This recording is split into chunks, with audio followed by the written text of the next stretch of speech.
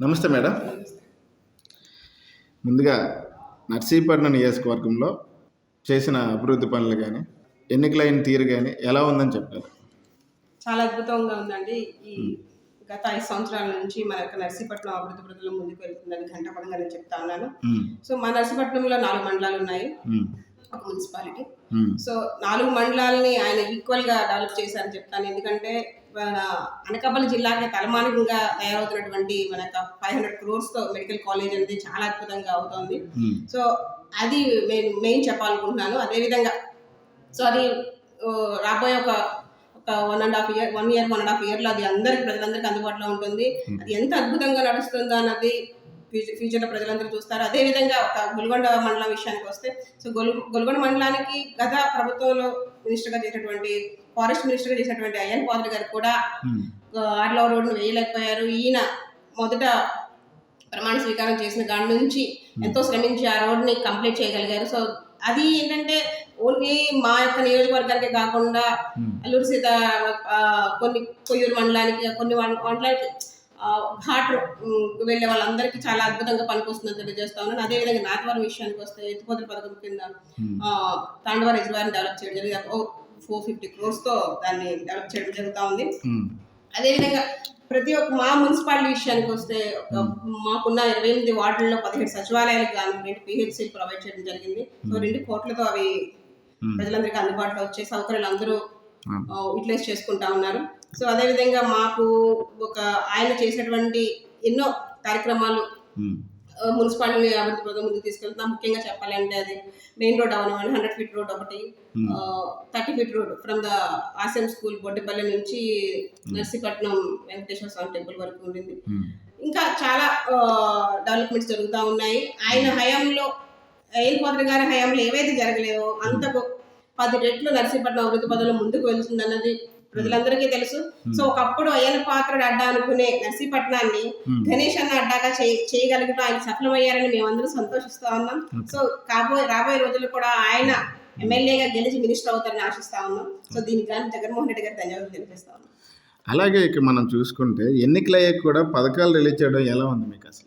So ఎన్నికలని కాదండి, గత 5 సంవత్సరాలుగా చూసుకుంటే జగన్మోహన్ రెడ్డి గారు ప్రజా సంకల్ప యాత్ర ఇచ్చిన మాట ప్రకారం అనేక సంక్షేమ పథకాలు, నవరత్నాలతో పాటు అనేక సంక్షేమ పథకాలు రూపొందించి ఆయన వాటిని అన్నింటినీ 98% ప్రజలందరికీ అందించడంలో సఫలమయ్యారు. సో దానికి గాను రాష్ట్ర ప్రజలందరూ జగన్మోహన్ రెడ్డి గారు వెంటే ఉన్నారు. సో ఏ వైసీపీ పార్టీ వాళ్ళే కాకుండా రాష్ట్ర ప్రజలందరూ ఆయన గెలవాలని మనస్ఫూర్తిగా కోరుకుంటున్నారు. మేమందరూ ఆస్తి ఎదురు చూస్తున్నాం. రాబోయే సునామీని ప్రత్యర్థులందరూ తట్టుకునేలా ఉన్నారని. సో దానికి నేను చాలా హ్యాపీగా ఫీల్ అవుతాను. అలాగే ఇక చూసుకుంటే గ్రామీణ ప్రాంతాల్లో పోలింగ్ ఎక్కువగా జరిగింది కదా, ఏ పార్టీకి అనుకూలంగా ఉందో అనుకుంటున్నారు? సో అందులో డౌటే అవసరం లేదండి. జగన్మోహన్ రెడ్డి గారు అందించిన అన్ని సంక్షేమ పథకాలు 99% గ్రామీణ ప్రాంతాలకే ఎక్కువగా అందాయి. సో దానివల్ల ఏంటంటే గ్రామీణ ప్రాంత ప్రజలందరూ చాలా సంతోషంగా ఉన్నారు. పార్టీలతో సంబంధం లేదండి. జగన్మోహన్ రెడ్డి గారిని అభిమానించిన మహిళలు కానీ ప్రజలు కానీ లేరని నేను అనుకుంటా ఉన్నాను. ఎందుకంటే ఆయన యొక్క అందించిన అనేక కార్యక్రమాలు, సంక్షేమ పథకాలు ప్రతి ఒక్కరికి అందాయి.